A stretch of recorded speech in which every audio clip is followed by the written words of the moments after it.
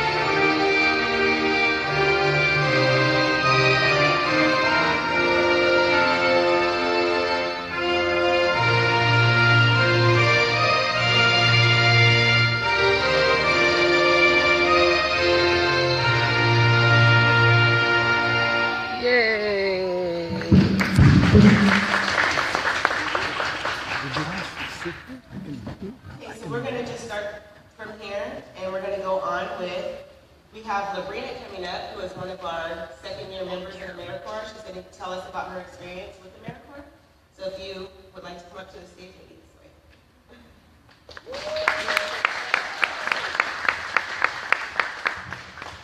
Thank you. Good morning. How's everybody doing this morning? Hey. All right. We all look awesome, and it's an honor to be in front of you as a second-year mentor with AmeriCorps. As you all know, today is Make a Difference Day, which is a national day of service where people around the world and the nation get together and they service their community however they see fit. So on behalf of Make a Difference Day, I want to share with you guys, like Lala said, a story of an experience that I have as a AmeriCorps member. I have a student, this is her second year now, and when I first met her, she was dealing with a lot of anger issues. Of course, her grades were not doing that well. She had a few tardies. Sometimes she wasn't even coming to school. And so every day I would meet with her, and I would make sure that, sincerely she knew that I cared. You guys know we're not here for the money, right? We're here because we have a passion and a heart for people, right? And so when I would meet with her, I would genuinely ask her, how are you doing? I would plant that seed to let her know, I care about you. How are you doing? Is everything okay? Then sometimes I would plant a seed, I would say, do you need anything? Do you need a book? Do you need a pencil, a pen? Is there anything I can help you with? So I just planted a seed of letting her know that I supported her and I'm here for her, anything she needs, right? And so then sometimes I would plant the seed of just letting her know that, hey, you can tell me anything. Of course, we know we're mandated reporters. But sometimes these kids, they just need to vent and get things off their chest. So I would plant a seed and just let her know I'm an ear.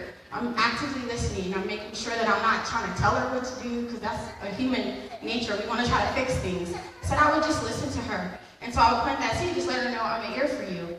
And so, as you guys know, some of you may not know, my birthday was a couple days ago. And on my birthday, we did an activity, an anger activity, and I invited her to come. And at the end of it, in front of the students and the mentors at Golden Valley, shout out to Mr. Castro, at the end of it, she said, you know what, I appreciate Miss James, I love her, she's like a mom to me, I can come talk to her, and I don't have to worry about her, just trying to tell me what to do. I just love her.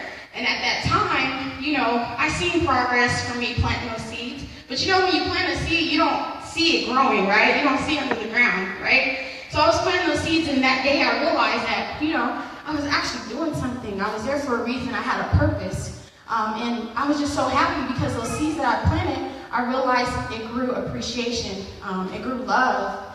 And I'm just so happy and so thankful for that. And I just want to encourage you guys, even if you're not mentors, whatever you do in the community, whether you're a mom, whether you're a dad, you are a mentor, like on your day-to-day. So I just want to just encourage you, even though you may be doing things and you don't see anything coming out of it, eventually something will grow. So if you plant positive, eventually there will be positive and you will see that light shine at the end of the tunnel. Sorry I'm getting choked up because It's so amazing. I'm so thankful and grateful to be able to be a AmeriCorps mentor, and I appreciate all you guys, to the mentors. It's such an honor, Jeff, to be a part of this program. Being my second year, I wish I could do it forever because I love it. But I just want to encourage you guys as mentors. Be consistent. Do what you do and do it positively and loving and genuinely, and I promise you, you'll make a difference. Thank you.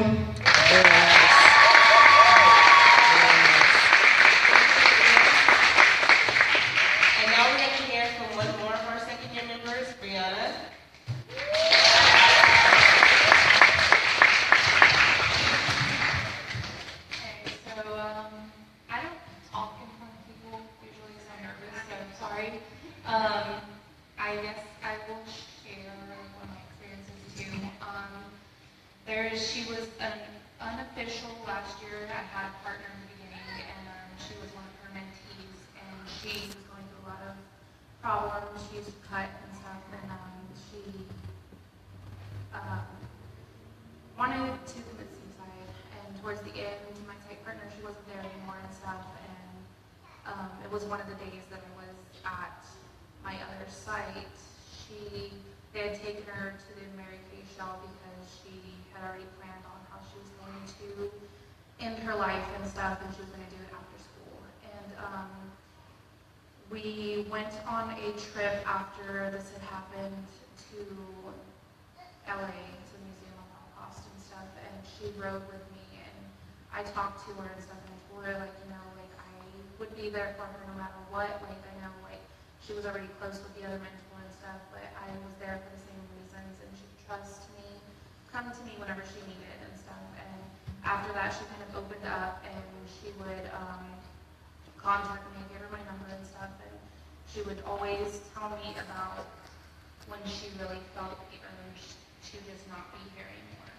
And I would just talk her out of it.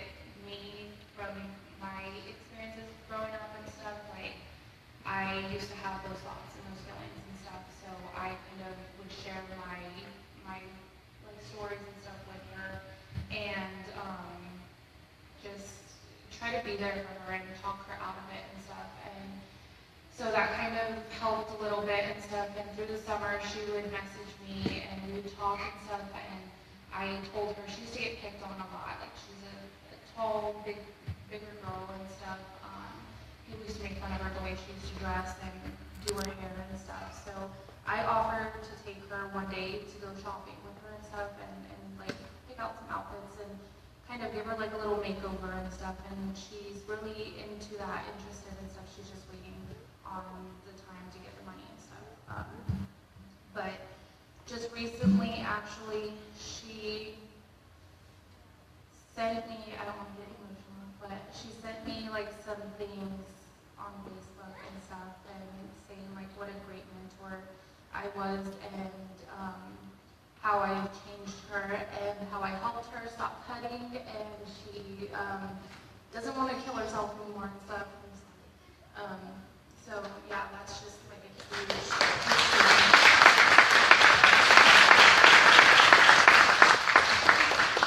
I didn't think that I was really doing too much. I know that I had made an impact on a couple students, but she was one of them that I just wasn't really thinking. I was just really hoping I wasn't going to get a call one day that she was gone. But now she doesn't have those thoughts anymore. She doesn't. She wants to be here, and she wants to make something of herself. So that's mine.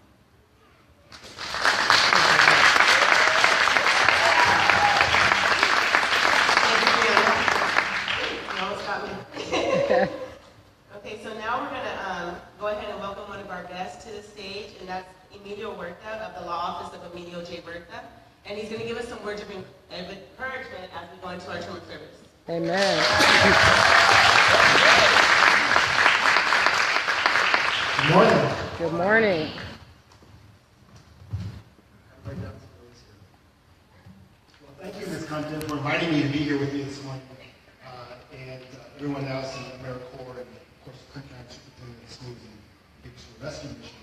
I'm really excited to be here and to see all these young faces and people who are willing to commit, to improving our community. When Ms. Compton asked me to be here, I don't think she was aware of how familiar I am with the AmeriCorps Vista volunteer program. I was general counsel of the National Farmworkers Service Center, which is a national nonprofit organization which has affordable housing developments throughout the country.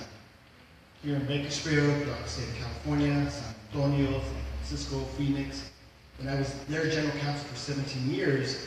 And in each of these housing developments, which house low-income families, a lot of kids, a ton of kids, we had Cesar Chavez service centers.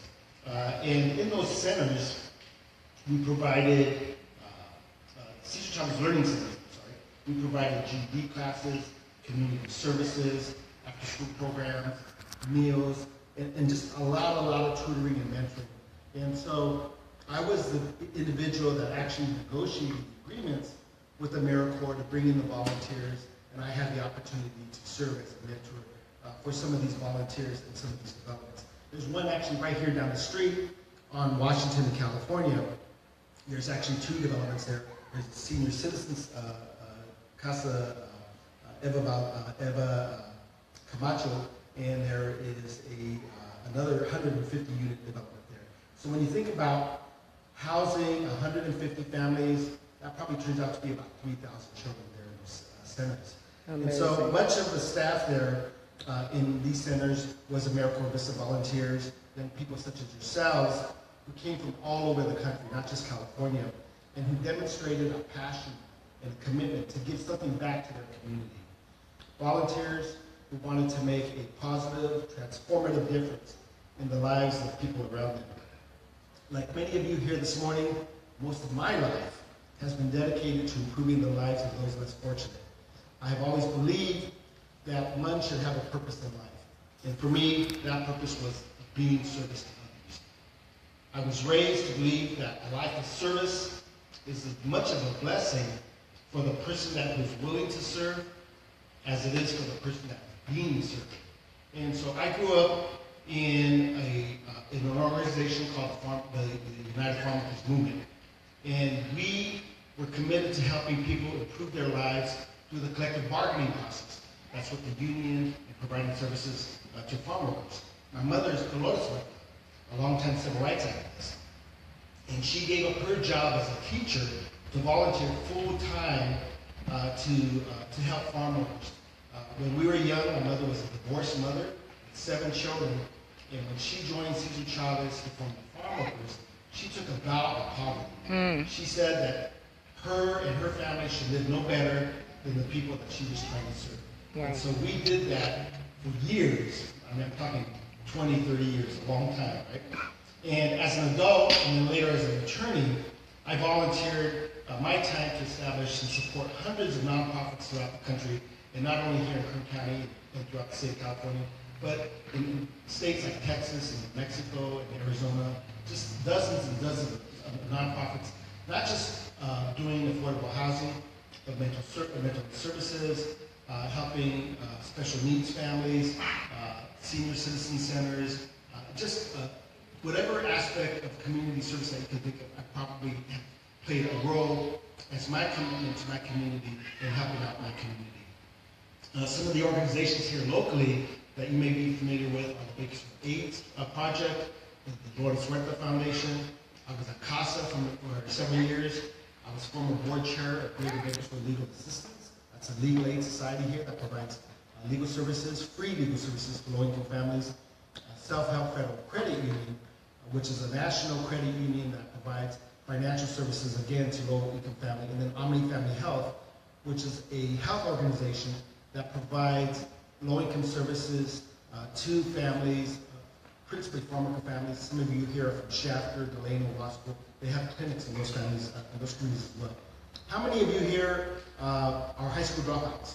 Any high school dropouts here? None? Well, I was a high school dropout. And I went to college. I didn't go to college until I was 23 years old. Okay, but in that time, between being a dropout and going to college, I volunteered for the farm workers. Full-time as a printer, then as an organizer, then as a negotiator. So I understand your commitment, and I understand your passion, and I applaud you for that passion. So give yourselves an applause. That's great. I think that in closing that, I would want you to just remember an inspiration and a thought that I always keep in mind that was shared with me in which I read about by Mahatma Gandhi. You know, Mahatma Gandhi gave much of his stuff to actually organize an entire country to gain its independence, India. And so Mahatma Gandhi says that, you know, be the change in the world that you would want to see. So remember that as you're going forward. Again, I thank you for your commitment, for your service to the community. I don't think that we can do a lot of the things that we want to do in our community in terms of improving the lives and helping disenfranchised communities. So again, thank you very much, and God bless and good luck.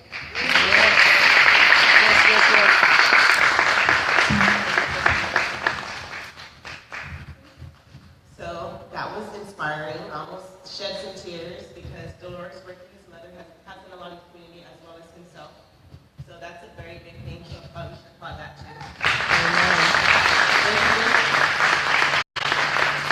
And now we're going to hear from Michael Bowers of the Senator Andy Vidak's office, and he's going to give us some words of encouragement now. So if we can welcome him.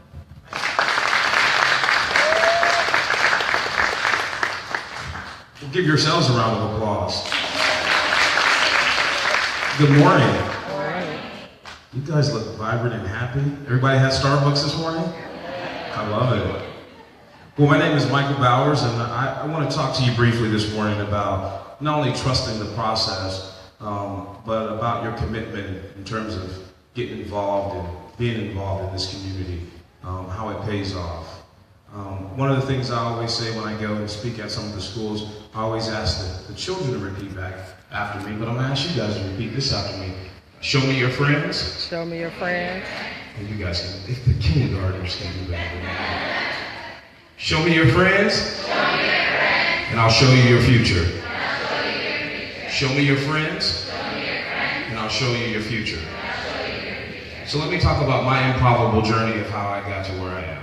So I am a 2001 BHS, No Drillers graduate.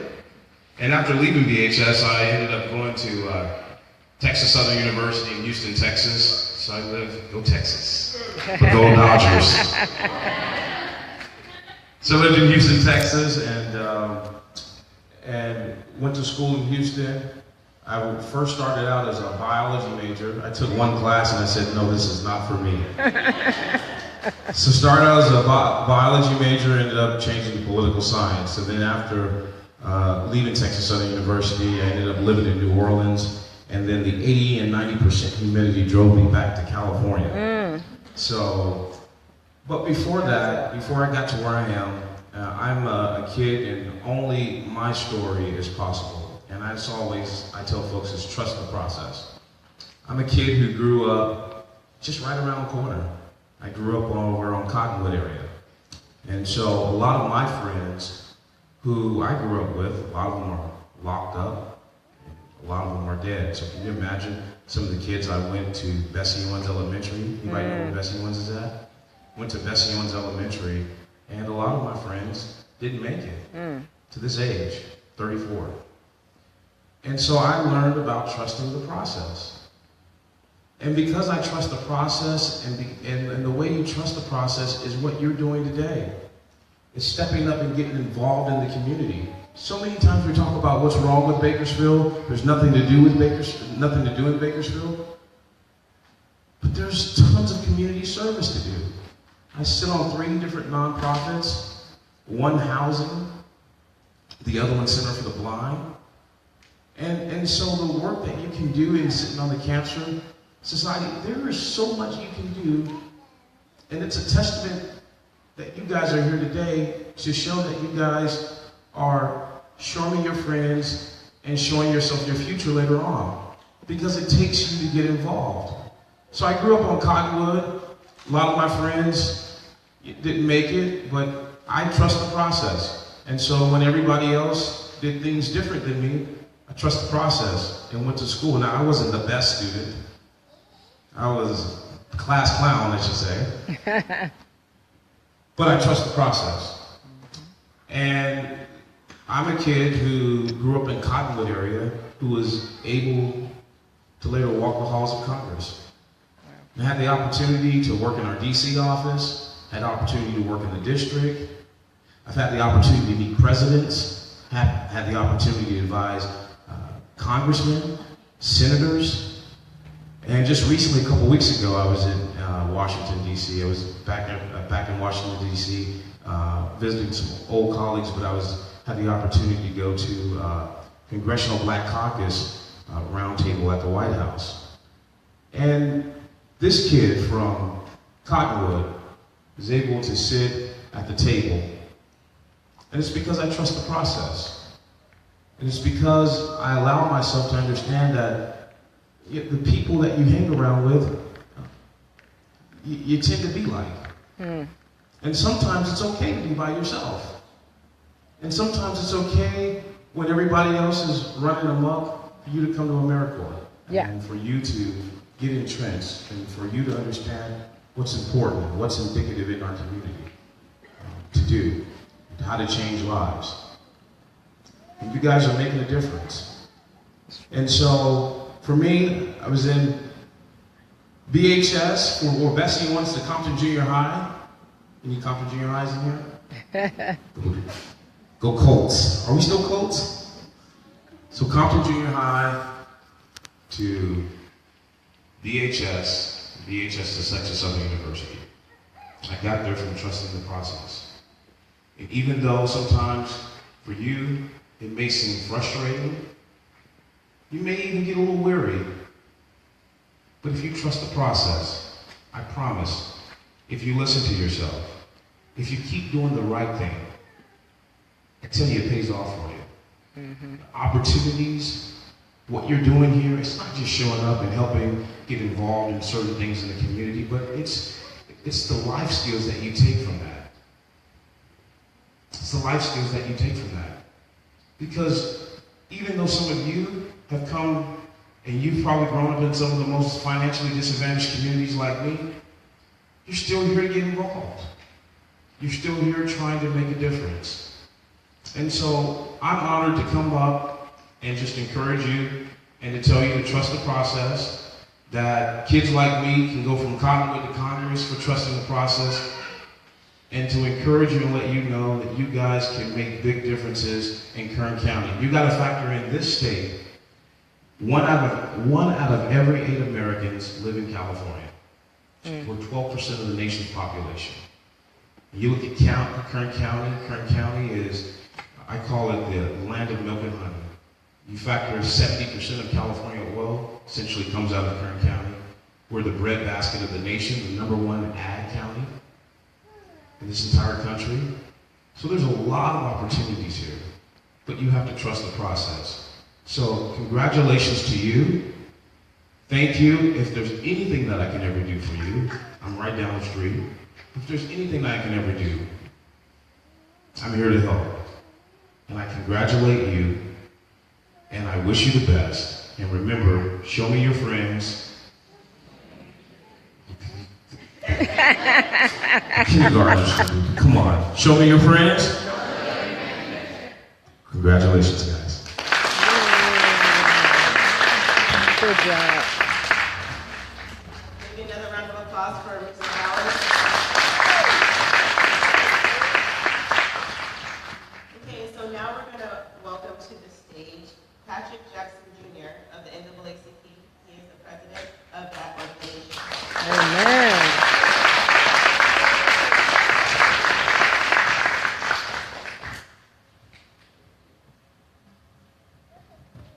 Hello. Hello. All right. Like she stated, I'm Patrick Jackson, president of the NAACP. It's definitely an honor and a privilege to be here before you all today. I can go on and say a lot of the things that I do, that I've done, but I was so encouraged and inspired by these two ladies in their testimony of what transpired and the impact that they've had on the lives of some young people. I was really touched to hear the stories And sometimes you don't think the thing that you're doing, the thing that you set out to do is going to make that big of a difference. Sometimes we look at ourselves and we say, it's just me, I'm little old me, what can I do? How much of an impact can I make? And a lot of times, we don't see ourselves as someone that can make a difference. But as these two young ladies have stated, they put themselves in position, they put themselves out there just to be a helping hand. And then all of a sudden you see that one person that you can change just by you stepping up and making a difference. Now I walked across and I shook most of your hands, I believe. I hope I got to shake all of you guys' hands. And all of you seem inspired. All of you seem encouraged. I appreciate our sister for inviting me. The zeal that she has, I see that same zeal in you all. The zeal in these young ladies that gave their testimony, I know that it's going to trickle down and affect more people. As I've learned that this is probably the largest group that have come through, and guess what? It took a couple people to spark that. Then all of a sudden, next year, all of you can be saying the same testimony. Look at how many lives can be changed just by someone saying, I'm willing. Sometimes we think it takes a large position. Sometimes we think it takes someone being the president of an organization. Sometimes we think that you have to accomplish a whole lot in order to be somebody. But that's not the case. I've been doing community service work all of my life. My parents got me involved in community service work at a young age. So doing community service is something that I do. My children, my 4 children are here with me today. They go with me to a lot of the events that I attend. I remember my children were super smart. They were like 2 years old, and they were marching. Going on marches, and so they love doing outreach, love getting involved in the community, and love making an impact. Even when we go out feeding the homeless, different things, they can't wait till the next one. So when you start to instill that, not only into yourselves, now bring on your brothers and sisters, your mom and dads, your loved ones, as you all have children, have them involved in the process as well. Because guess what? That's going to be the difference maker for our community. There's no big I's, little U's. There's only us. We're the ones that make the difference. We are the people that make the change, but we have to be willing to say yes. You have to value what you bring to the table. I was talking to a young lady, and she said, Patrick, I don't think I can do much. I don't think, there was an issue that was happening over at one of the parks, and she was like, the parks are so nasty and stuff. And I said, well, you can make a difference. I can make a phone call and, do some things, but I think you should do this. So she went and made a phone call and called down to the city, and they cleaned up Martin Luther King Park. Because as their kids was going there, the bathrooms and stuff wasn't right, and the park wasn't right, but she felt that she made a difference. So now she's more involved in the process. A lot of times we strip people from their opportunity to make an impact. And I believe that's why each and every one of you are here today, is to make that impact. Someone may have encouraged you to get involved. Somebody, a friend may have said, hey, come on, let's do this. You're just doing it because they're doing it with you. But guess what? As you start the process, you are going to see how much of an impact you are going to make in the lives of people. Their lives are going to be sparked by you. You may not be having a great day. A lot of times, especially in community service work, and I know a lot of our community partners can attest to this, you don't always feel like doing it. I know the people that work, you don't always feel like getting up and doing the work and helping people. It's not something you want to do every single day. Sometimes you have bad days as well, right? We all have them. But guess what? Once you start and you see that spark in somebody, it sparks something on the inside of you. You may be going through, I'm pretty sure these young ladies were going through something one day, and this other young lady may have been going through something. And they're like, I don't really feel like, talking to them today or whatever. But once you start hearing what they were saying, and you start getting those messages, it's like, man, your problem kind of just goes away. And you're inspired by someone else. So I'm going to continue to encourage each and every one of you. Continue to take that pledge. Continue to take that step forward in making a difference. Because any little thing that you do, any small thing that you do will make a difference. Yes. I can guarantee you. Every single time. So don't ever get too discouraged. You may not see the person that you may be mentoring changing immediately, but keep going. Keep planting that seed. That person needs that encouragement from you. They need someone that is going to be there. Someone, just like she stated, that one young lady looked at me as a mother. Why? Because sometimes none of them have the stability. They don't have anyone else there. Sometimes some of you may have been that person that no one else was there for you, and now you want to be there for somebody else. You can be that person. You can make that impact. Don't allow anyone else to tell you anything different. You are great. You are fantastic. You are wonderful. You are difference makers. And what I like to call you, game changers. All right. You are game changers. Yeah. And we need people like you to make a difference. And each and every one of you, I am so encouraged and inspired that all of you are here to make that change. So, at this moment, will all of the members of AmeriCorps please rise?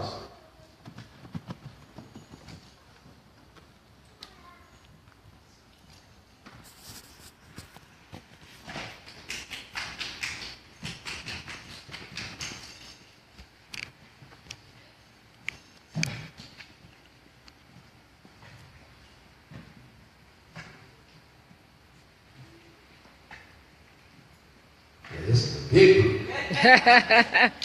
It sure Look at all these game changers. Come on, let's give it up for the game changers. Yes. I feel like I'm the regular choir.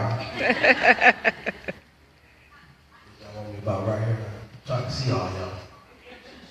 So many of y'all. I want to see y'all faces. Y'all sure y'all ready?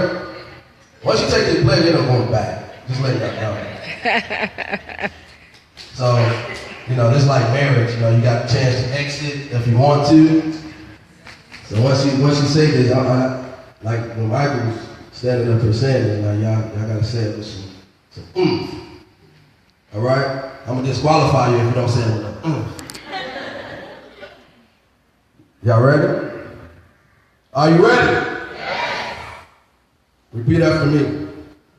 I will get things done for America. I will get things done for America. To make our people safer.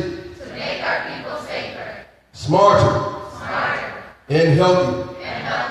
I will bring Americans together. To strengthen our communities. Face apathy. I will take action. Faced with conflict. I will seek common ground. Faced with adversary. I will preserve. I will carry the commitment with me. This year and beyond. I am an AmeriCorps member. And I will get things done. You are now sworn in as AmeriCorps member.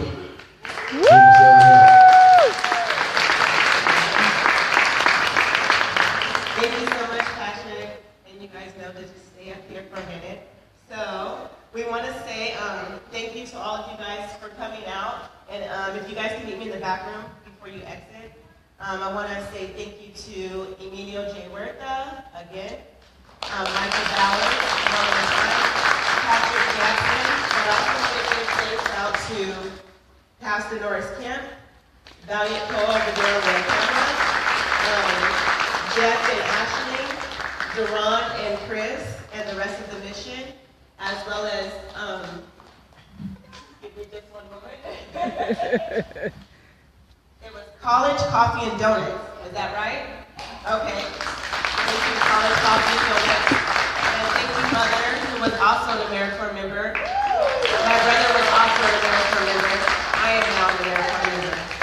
So we want to also say thank you, Patrick, again, because you came all the way from a conference just to do this, and then you're going to go all the way back, and it's your birthday. So, ready? 1, 2, 3. Happy birthday to you. Happy birthday to you. Happy birthday, Mr. Jackson. Happy birthday to you. Thank you so much for coming out, everyone. If you're friends and family and you're not volunteering, you're free to leave, or you can stay behind and greet everybody. And you guys stay up here for your photo. Okay? Good job. I'm still recording. How do I stop?